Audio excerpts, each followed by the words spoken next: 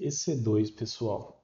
Esse é um tópico alicerce para a Amazon e assim como a gente vai ver em outros cloud providers, a gente percebe que as máquinas virtuais são mais próximas do nosso on-premises, né, do nosso ambiente interno. Mas quando a gente fala de EC2, a gente vai entender que realmente isso é o que está mais próximo do que a gente está acostumado a fazer no como um todo, não só em on-premises, mas em estações de trabalho também.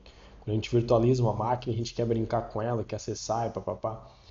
Nessa linha a gente vai conseguir ver no EC2. Só que o que acontece?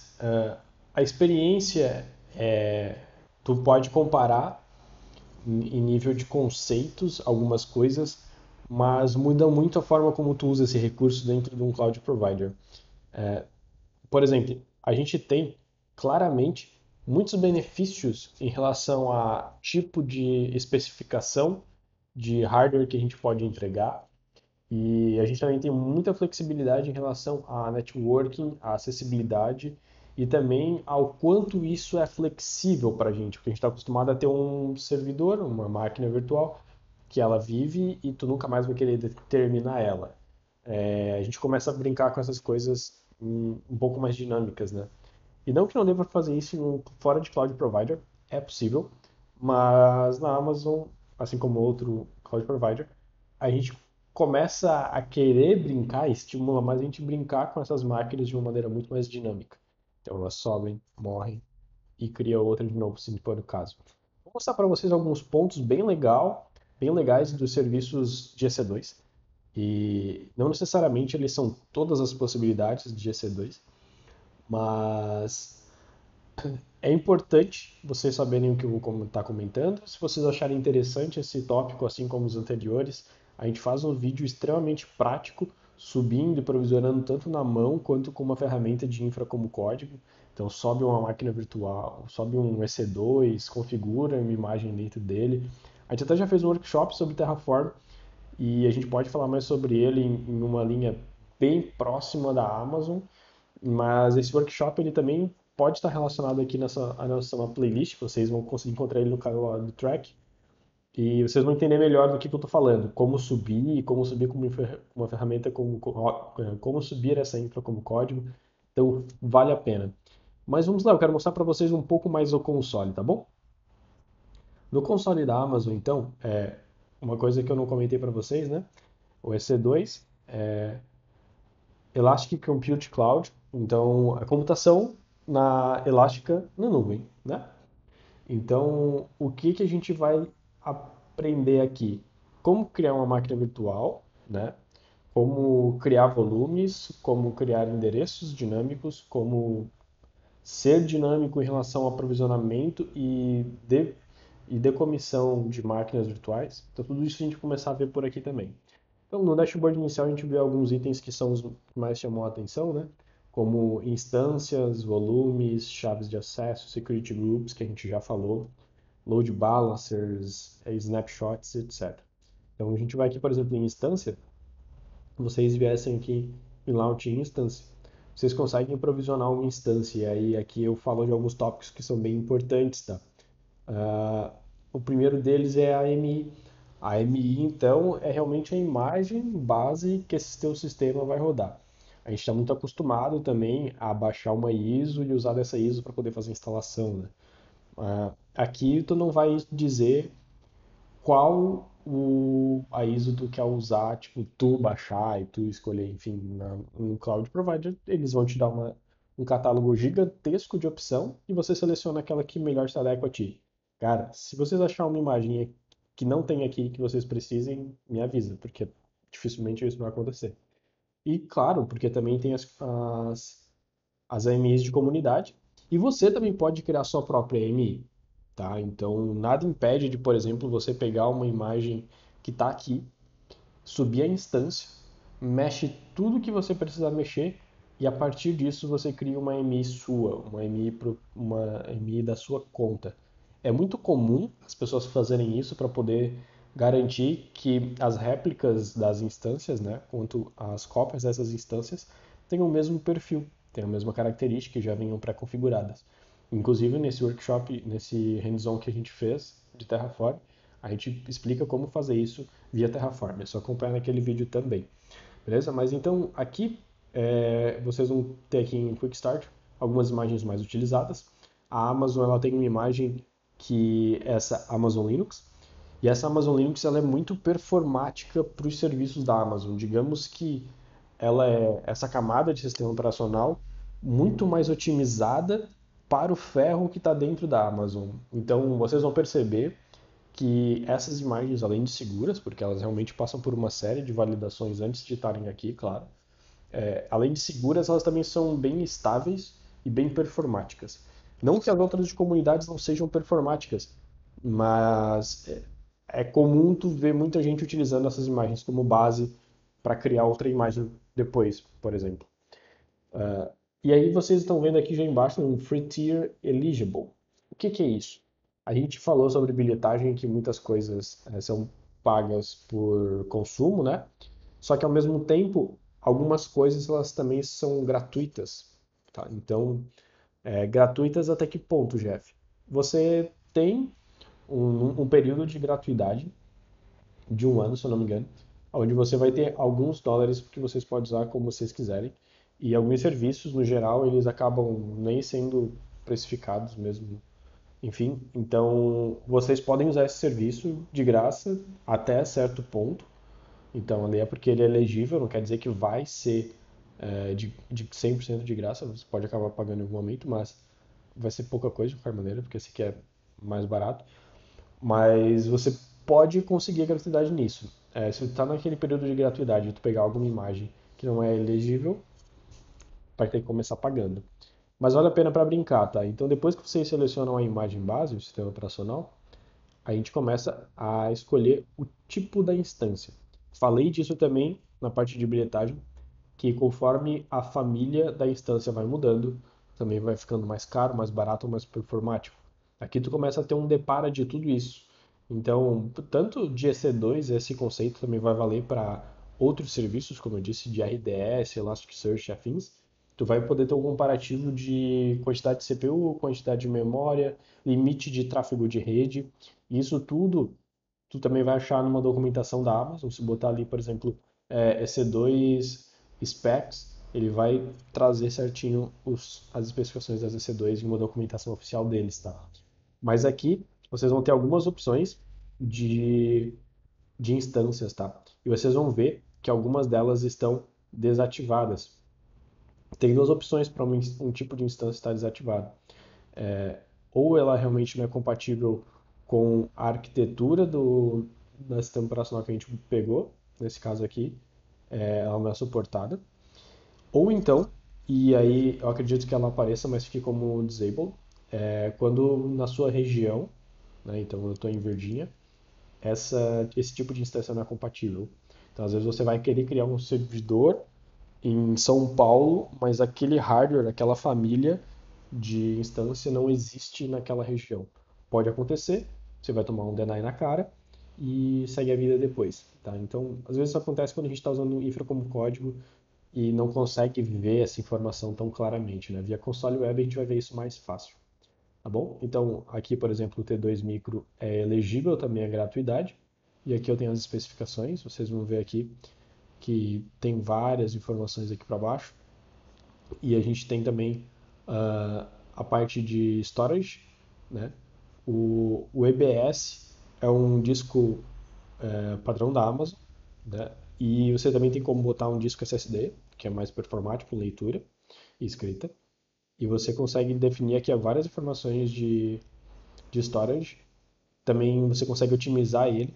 Então você consegue garantir, por exemplo, que um IOPS do seu disco já vai ser pré-definido, que você vai ter aquele IOPS garantido. Pode acontecer. Também aqui ele já dá um indicador de volumetria de tráfego de rede. Então, quando esse tipo de instância é recomendado para um tráfego de rede de tal faixa e se suporta também IPv6. Então aqui tem muito segredo, você escolhe aqui mais se identifica. Obviamente, sempre preze pela família maior, né, que eu estou na T2, mas se eu for subir o ambiente já mais estável e tal, dificilmente a gente precisaria da T, mas se fosse o T, a gente poderia começar pela T4 ou a T3, quem sabe, tá bom? a gente pode ir para o próximo item. E aqui a gente já tem mais algumas opções. Então, por exemplo, eu posso dizer quantas instâncias eu quero subir. Aquela questão de instâncias spot, que eu comentei para vocês, que podem baratear custo. Qual a rede, né? Qual que é a VPC que eu vou vincular. Falamos disso também antes. Qual que é a subnet que eu vou estar subindo essa minha instância. Tá? Também posso selecionar aqui já. Se eu quero atribuir a ela um IP público, então lembrando que quando a gente bota na VPC, a gente cria um IP da nossa cloud privada, né? O nosso IP interno. E se eu posso atribuir um IP público já aqui, que é aquele Elastic IP, que eu também mostrei para vocês que existe essa área lá dentro de VPC. Então eu poderia habilitar aqui sem problema nenhum se é uma máquina para eu poder ver ele de fora da minha cloud, né? Então, aqui são itens que a gente não precisa, tipo, mas que é importante. IAM Role, legal falar. IAM Role, vocês já podem, por exemplo, quando uma instância vai ser provisionada, ela já está dentro do teu ambiente da Amazon. Então, quando a gente falou de IAM no primeiro vídeo, a gente falou sobre autenticação de credencial via chave de API e que também daria para poder fazer um assume role. Lá a gente configurou uma chave, né, um ID, uma secret key e no nosso terminal. A gente exportou isso via variável ou via arquivo de configuração indiferente, mas a gente teve que fazer isso. E a gente entendeu que com o Assume Role essa chave era gerada automaticamente. O que você pode fazer nesse caso, tá? Pode criar uma role e essa role ser do teu perfil de instância ou do teu produto, enfim, e já vincular essa role na tua instância C2. Toda aquela aplicação que subir dentro da tua máquina, né? Por exemplo, eu vou dizer que essa máquina vai pegar o role tal. Quando eu subir um container em cima dela, eu não preciso especificar variável de ambiente ou algum perfil do AWS CLI, ou então instanciar isso no cliente do Boto, por exemplo. Automaticamente, seguindo uma lógica que a AWS tem de sequência de prioridades em assumir uma credencial, se eu estou numa EC2 que tem uma role, eu assumo a credencial a partir dessa role. Então fica muito mais fácil tu administrar algumas coisas, tá? É uma possibilidade bem legal, eu gosto de usar quando a gente está falando de recursos que já está dentro da Amazon. Te inibe algumas questões de segurança, né? Não precisa ficar renovando credencial e tal. E funciona muito bem, tá bom? Então, aqui também beleza. Qual que é quando tu mandar desligar a máquina, o que ela vai fazer? Você vai parar ou vai terminar. E aí aqui, na verdade, tem uma diferença importante. Quando você for dar stop, ela vai continuar viva. E quando você der terminate, literalmente ela some do mapa. Então, cuidado com isso, essa nomenclatura, que realmente ela vai excluir a instância. E se você não quer mais ter custo com ela, é terminate, não é stop. Porque quando você faz um stop, apesar de você não estar processando coisas, a instância não estar em pé, literalmente, tu ainda está consumindo storage, por exemplo. Então isso ainda vai estar te gerando despesa, tá? Dentro do cloud. Protection aqui para te não terminar sem querer. Enfim, temos mais algumas coisinhas aqui, mas nada que é comum utilizar, assim, tipo, Tendency a gente também não é uma coisa que a gente precise se preocupar agora, tá? Então, aqui os metadatas também são atributos bem, bem legais de se utilizar, dependendo da tua maturidade de uso do serviço, tá? Então, quantos hopes que vai poder fazer, enfim. E de storage, a gente também pode definir aqui quantos discos, de quais tipos, com quanto de armazenamento. Então, quando eu falei para vocês que a gente poderia definir aqui, vocês já podem dizer o ponto de montagem, quer dizer, o device, né, que vai ficar. E aí, a partir disso, a gente consegue dizer ó, qual é o tipo de volume. Lembrando que eu escolhi uma que só suportava EBS, qual que é o disco que eu vou montar, né? E depois eu faço no mount point lá. Se esse cara está vindo a partir de um snapshot específico, quanto de armazenamento tem, o tipo do disco, e aí aqui a gente tem algumas diferençazinhas. Sim, o padrão realmente é GP2, show de bola. SSD bem mais performático. E esses aqui eles já começam a ser menos performáticos, mas também mais baratos. Assim, né? A gente conseguiria provisionar IOPS dependendo do tipo do disco. Por exemplo, no SSD eu consigo dizer quanto IOPS que eu quero. Também se eu quero terminar, destruir esse disco quando eu terminar a instância. E também se ele está criptografado ou não. Obviamente, criptografia é sempre algo bom. A gente não falou sobre KMS, a gente pode fazer um tópico sobre isso se vocês quiserem. E aí a gente discute melhor essa questão de chaves de criptografia e segurança dentro da Amazon. Acho que faz sentido. Segurança dentro da cloud, não necessariamente segurança da cloud, beleza? Porque as coisas são de fato diferentes. As tags, falei para vocês que era importante para a bilhetagem, então aqui eu poderia dizer o produto A e o time B. Então eu poderia dizer isso aqui para já criar essa minha visualização mais fácil na área de bilhetagem, né? Então eu conseguiria gerenciar esse meu custo de maneira mais prática e também filtrar as instâncias depois de maneira mais prática. Depois a parte de Security Group, a gente também falou de Security Group, né? Tu consegue ver ele na parte de VPCs, mas no geral o Security Group ele está literalmente fazendo um controle de acesso da minha instância C2. E aí, aqui só vou comentar novamente, você pode dizer qual protocolo essa regra está autorizando. E lembrando que o que não está aqui é negado por padrão. Então, se eu não disse, é bloqueado. Então, eu poderia dizer qual o protocolo que eu quero liberar e a partir de qual origem. E aí, aqui um negócio que eu não comentei antes, mas faz sentido falar agora, é que você pode realmente liberar a partir de um bloco, a partir de um endereço único, digamos assim. Então, eu posso botar um /20 ou um /32, dizer que é aquele IP específico, ou também outro security group. Então, por exemplo, essa minha instância vai ter um security group liberado. Se outro grupo de instâncias minha do produto B querer se comunicar com ela, eu posso autorizar esse security group. Então, como todos eles estão no mesmo bloco de rede, eu não fica estranho liberar por meio de IP, né? Porque por padrão eles estariam liberados. Então, tu pode controlar esse acesso por meio de security group. Funciona sem problema nenhum. E a descrição, que óbvio é uma descrição, faz sentido também ter, com certeza. Mas aqui a gente tem opções bem legais, tá? Então, se atentem a esses detalhes do Security Group, principalmente se vocês botarem lá atrás com o Elastic IP habilitado, e que vai ser essencial para vocês saberem o que vocês estão fazendo, tá bom?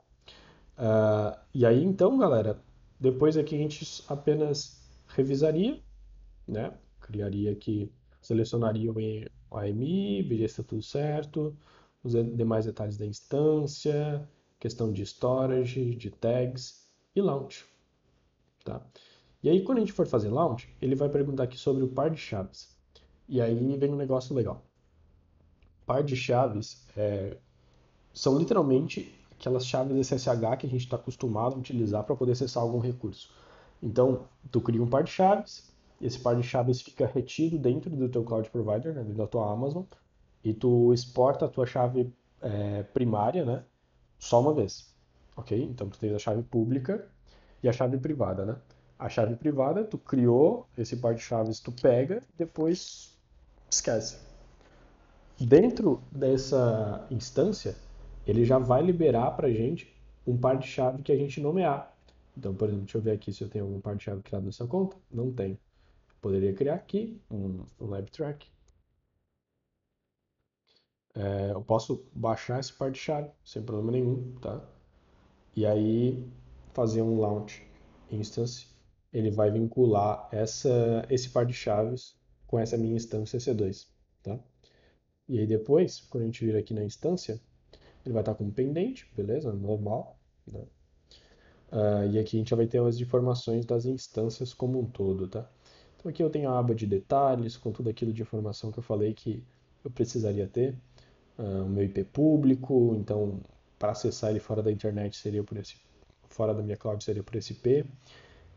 Considerando, né, que eu não tenha um túnel VPN entre a minha cloud e o ambiente on-premises, para acessar dentro da própria Amazon via túnel, por exemplo, poderia ser esse IP. Também tem o DNS para resolver publicamente, qual VPC e qual subnet estão vinculados. Que eu tenho mais algumas informações sobre a imagem. O meu par de chave que está relacionado, a gente vai falar sobre ele em seguida então. mais alguns parâmetros da máquina virtual. Aqui na parte de segurança a gente tem uma role, que se eu tivesse selecionado ele ia aparecer aqui, e aí você conseguiria gerenciar aquela parte de AM que a gente já fez. Um security group que eu estou vinculado, quais as minhas regras de entrada, quais as minhas regras de saída. Se eu querer editar a mesma coisa, abro lá o bichinho para editar. A parte de networking, então, ele concatena melhor aqui as informações de rede também, né? Qual que é a interface de rede que eu tenho, e aí a gente vai falar disso também. E quais os elásticos, os Elastic IP, que esse IP aqui é o nosso público, o Elastic IP também é possível de definir lá, porque tu cria no VPC e tu atacha ele aqui, né? E aqui o nosso storage, quais os storages que eu criei, eu até esqueci de tirar esse outro disco, não sei porquê, mas enfim, zero de problema, a gente tira ele depois. Status check. Cara, aqui é legal porque aí se a tua instância, digamos que tu tem dois estados de problema, né? Tu pode ter um problema do teu sistema operacional, que aí a gente fez uma má configuração e tu tens um problema de hardware também do lado da Amazon, que isso pode acontecer. E aí isso vai estar reportando aqui, tá? Então se o status é com problema é nível sistema operacional, basicamente, e se esse status aqui de sistema tiver com problema, foi no ferro normalmente, e aí a resolução ela não parte necessariamente só de ti, tá? E aí o que eu recomendo para vocês às vezes é realmente, sei lá, termina a instância, sobe de novo, dá um stop, tenta de novo. E aí o restart é sempre amigo do pessoal de TI, né? Na parte de monitoramento, você começa a ter algumas métricas também da instância. É óbvio que como a gente aqui, a instância está criando aqui ainda, mas como a gente não tem a instância iniciada, eu não vou ter métricas tão qualificadas aqui para a gente nortear. Mas aqui tu começa a ter várias métricas, tá? Então, para saber quantos requests que estão chegando, se está consumindo CPU full, não, como é que está o tempo de leitura e quantidade de escrita que tu está tendo, enfim. Ah, e aqui ele fala sobre crédito de CPU, legal. Tinha esquecido de comentar esse ponto com vocês. Então, alguns tipos de instância te permite ter algum burst ali. Então, tipo, uma diferença entre o que tu tem de CPU, vamos supor que o tipo de instância tem um núcleo de CPU. Se tu topar um núcleo de CPU, não necessariamente tu vai receber throttle disso. A AWS, dependendo do tipo de instância, ela te deixa passar um pouco disso. Tu paga por essa diferença, é claro, mas esse crédito ele também é monitorado, é precificado, mas não necessariamente a tua aplicação ela vai deixar de ter o recurso computacional, tá? Então é bem legal também, vale a pena dar uma olhadinha com mais calma, se for o caso. E ao mesmo tempo tomar cuidado, porque é mais caro tu consumir de um crédito do que tu realmente ter uma instância que consome aquilo, né? Então se tu vê que o teu crédito está passando, está sendo consumido com frequência, é melhor que tu aumente o tipo de instância para não sentir tanta dor assim depois, né? Dor no bolso, no caso, financeiro. As tags aqui a gente também tem alguma coisinha, que como a gente falou. E aqui pelo lado esquerdo a gente tem muita informação do que a gente viu antes lá. Então eu vou só passar aqui nas abas que a gente abriu antes, né? Os key pairs, que eles também estão aqui do ladinho, né? Então as chaves de autenticação, você consegue ver alguma informação dela aqui. Mas no geral a chave eu já baixei e não pego mais, tá bom? Você também pode importar chave, sim, dá para importar. Security Group, e aí aqui, como eu comentei para vocês antes, o Security Group ele tá na zona de VPC, mas ele também consegue ser gerenciado pelo serviço DC2, né? Que às vezes só pode acontecer. Então esse é um dos casos, tá? Aqui eu consigo ver Security Groups também, mesmo estando no serviço de VPC, de EC2, apesar de eu considerar que é um serviço que está embaixo de VPC, porque é usado por outros serviços, não só por EC2. Mas no geral tu consegue editar ele aqui também, tá? E criar e manipular essas regras de entrada e regras de saída, assim como as tags, claro. E aqui em Network Interfaces, a mesma coisa, a gente tem como cada instância virtual precisa de uma placa de rede, essas placas de rede também ficam gerenciadas aqui, Network Interfaces, e tu consegue ter sempre um catálogo de quais IPs que elas estão recebendo como vínculo, tá? E aí aqui eu deixo um alerta para vocês, porque como tu pode ter uma elasticidade muito grande no teu ambiente, às vezes tu pode ter por exemplo, uma reciclagem de instâncias de um Elasticsearch, ele subiu uma instância nova e depois matou, mas esse IP dessa interface ainda pode estar aqui sendo consumido pela tua subnet, mas estar disponível para poder ser liberado, ser revogado essa reserva de endereço. Dependendo do serviço da Amazon, isso é feito automaticamente, claro, não vai ficar ali para sempre, mas pode ter uma janela entre o recurso parou de usar a interface e a interface foi liberada daqui, para te poder consumir o IP no teu bloco, né? Então, às vezes tu pode ver aqui que vai ter algumas como status available, aí tu pode remover sem problema nenhum, tá bom? E aí também tem questão de flow logs, que você pode garantir um log de entrada da tua interface, de saída também, enfim, para te poder saber o que passa por ela, né? Então é possível habilitar isso. E voltando aqui para o dash, então, da instância EC2, opa, a minha instância aqui ela subiu com problema, mas zero de problema porque eu nem olhei direito porque a gente estava configurando, a gente só seguiu a vida. Uh, eu queria mostrar para vocês, um negócio na verdade que era importante, eu deveria ter feito ela funcionar assim. Eu vou fazer de novo, eu vou terminar ela, eu vou apagar ela daqui, para a gente poder, opa, vamos criar uma instânciazinha aqui rapidão, para a gente poder ter uma ideia de como seria uma instância uma instância funcional. Eu só quero mostrar para vocês a questão de eu não quero nem IP público, que vocês têm ali uma opçãozinha para poder saber como acessar, tá? Quero mostrar isso para vocês. Vamos direto pro Review and Launch aqui. Tá, Security Groups Full, Storage, beleza. Beleza, eu vou usar um par de chave que eu já tenho, ok. Deixa ele fazer essa brincadeira aqui enquanto eu mostro para vocês outros tópicos aqui, tá? Então, os tipos de instância vocês vão conseguir manipular por aqui. O Launch Template é bem legal. Vocês conseguem criar profiles que dizem quais especificações padrões daquela tua máquina C2. Então, a partir disso, tu cria uma instância com base nesse template. Fica muito mais fácil tu escalar as tuas instâncias, né? Então, tu criar diversas réplicas delas e destruir elas muito rápido, porque aí tu diz qual EMI base, qual instrução que ele vai rodar na hora de iniciar a instância, e isso é um argumento de user data lá, a gente ainda pode fazer de outros jeitos, mas criar launch template é legal, principalmente quando tu está falando que tu vai usar um ambiente de microserviços e tu quer matar e subir essas instâncias muito rápido. Então tu especifica alguns detalhes aqui e depois só sai usando. Spot que a gente comentou, instância reservada, nós dedicados, aqui a parte de snapshot, legal. Tu tens o teu volume, né? Os teus discos EBS. E tu também tem as snapshots, que tu consegue criar backup dos teus discos e reter eles por quanto tempo tu achar que faz sentido. Tu pode criar rotina de backup, então ele cria backup toda noite e mantém isso por 7 dias, por exemplo. Ou tu também pode criar backup manual e ele ficar para sempre, ou enfim. Ou a tua rotina deixa para sempre, você que sabe. Mas isso também obviamente, é bilhetado para ti, né? Então aqui a gente tem a questão de security groups, elastic IPs, placements que a gente já falou antes, os load balancers. Load balancers a gente pode explorar esse tema também. A gente já fez workshop sobre isso, mas eu posso trazer com mais informações para vocês, que basicamente é tu realmente balancear a tua carga, né? Então, para quem não está muito adaptado com isso, só para rapidão, tu tens um único endpoint de entradas, né? Tem um endereço por onde as suas requisições vão chegar. E dali, para esse cara, você balanceia a requisição para as suas instâncias onde tem a aplicação. Então, se uma instância cair, a outra pode continuar respondendo. Da mesma maneira, às vezes uma zona, uma região caiu, a tua outra zona está no mesmo load balancer, no mesmo endereço, e ele fica equilibrando a carga ali.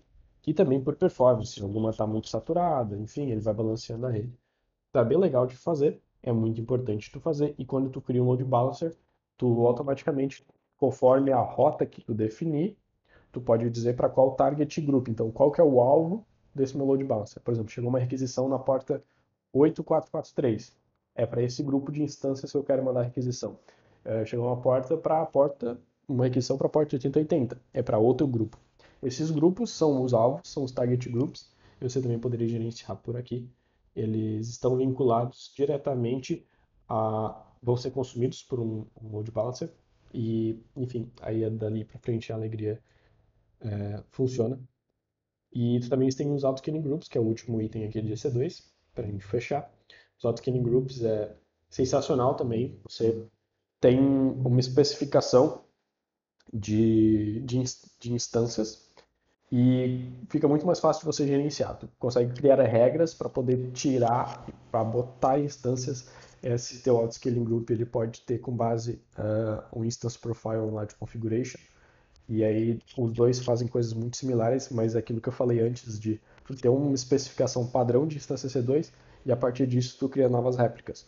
Então aqui tu consegue dizer, e aqui já tem uma figurinha bem ilustrativa, bem legal, tu tens um teu mínimo, tu tens o teu desejável e tu tens aquilo que tu pode chegar. Então hoje eu preciso só de uma máquina, mas chegou um momento onde teve um aumento de demanda, tu precisa de mais pessoas, mais máquinas trabalhando para ti, tu muda o teu desired. Então a partir do momento tu tem duas e tu pode chegar a isso até um certo limite. Quando tu não querer mais, essas instâncias elas são desregistradas desse auto-scaling group, então elas somem dali e você pode destruir elas. Então, e isso tu consegue automatizar o processo, claro. Estou falando você, mas não. Quando você chega nesse momento de usar o autoscaling group, tá com maturidade de, de uso, onde isso vai ser muito transparente para ti, com certeza. Tá bom? E, e no mais, pessoal. Ah, tá. Deixa eu mostrar para você essa instância aqui que eu esqueci. Quando você clica aqui, seleciona ela e clica em Connect, vocês já vão ter algumas opções aqui de conectar na instância, tá? Então, pode fazer Instance Connect direto aqui. Tu pode usar o Session Manager, que é um serviço basicamente para isso, para te poder fazer uma sessão via AWS para poder conectar em instâncias. Bem legal, porque tu consegue autorizar via IAM também, fica bem interessante. Aí tu esquece chave SSH nesse conceito e tu autentica via credencial do teu console, da tua chave de API, enfim. E SSH Client também, que aí tu consegue pegar os comandinhos, dar permissão na tua chave SSH, pegar o teu endereço e aqui tem um comandinho prontinho, bonitinho, tá bom? Então, podem conectar sem problema nenhum. Reboot, terminate, stop, que eu falei para vocês, né? O stop só para, terminate termina. Essa instância aqui, por exemplo, ela já está terminada, por isso que eu não consigo fazer mais nada nela. Mas essa aqui eu vou terminar agora, porque uma coisa que você tem que guardar no coração quando vocês vão usar o Cloud Provider é destrói tudo. Vocês só estão brincando na Amazon. Cria, brinca e destrói. Senão vocês vão ser bilhetados e ninguém merece pagar por algo que você não queria ter pago, né? Mas eu agradeço também o espaço de vocês hoje. Eu tentei ser sucinto, mas ao mesmo tempo o tópico de EC2 é bem extenso hoje. Cara, eu deixei muita informação de lado para que a gente fale do que eu acredito que vocês podem acabar precisando ou que traga algum insight para vocês começarem a utilizar dentro do Cloud Provider. A gente tem muito espaço ainda para explorar serviços que realmente abstraem essa camada de EC2. A gente falou aqui de você ter o ferro. Você tem a máquina, você acessa a máquina, você configura o que você quer nela. Daqui a pouco a gente começa a falar de serviços que utilizam o EC2 por baixo dos panos, como por exemplo um RDS da vida, mas ele abstrai essa camada de configuração do recurso dentro do EC2, dentro da instância, e tu só usa isso como serviço, que é onde esse negócio funciona. Aí, sei que, Lambda, é, é o SaaS, nananana, nananana, é serverless, nananana. Cara, por baixo vai ter alguma máquina funcionando. Então, se você sabendo que a EC2 é assim, que ela tem esse conceito, tal, tal, tal, quando a gente vai brincar, por exemplo, com serverless, você sabe que baixo dos panos tem isso, e só que não é mais tu que gerencia. A gente pode falar desses outros tópicos depois, então talvez entender casos de uso de SQS, de SNS, de um Elasticsearch, de um Elastic Beanstalk também, que vocês podem provisionar aplicações sem precisar subir a EC2, provisionar alguma coisa bem mais rápida, bem mais prática, com alguns cliques e sair funcionando. Tá bom? Eu vou convidar vocês então para um encontro também que a gente vai fazer, que é para desmembrar a arquitetura de aplicações dentro da Amazon, então a gente desenhar arquiteturas de código. Então, cara, como que a minha aplicação pode se comportar nesse cloud provider? O que que eu posso utilizar para poder aproveitar minha mão de obra profissional e ao mesmo tempo aproveitar custo? A gente vai desenhar essas arquiteturas juntos em um workshop direcionado para isso. já fica o convite aqui para vocês. Acompanha no Instagram da LabTrack, a gente vai botar a data, vai botar o link, vai botar tudo lá certinho para vocês depois, para que a gente possa explorar esse conceito, tá bom? De antemão agradeço, espero que tenham ficado claras algumas dúvidas de EC2. A gente pode fazer mais revisão sobre isso, como eu disse. É só deixar a necessidade, falar que tem interesse em aprender mais sobre isso, a gente vai trazer conteúdo para vocês, beleza? Obrigado e até logo, galera.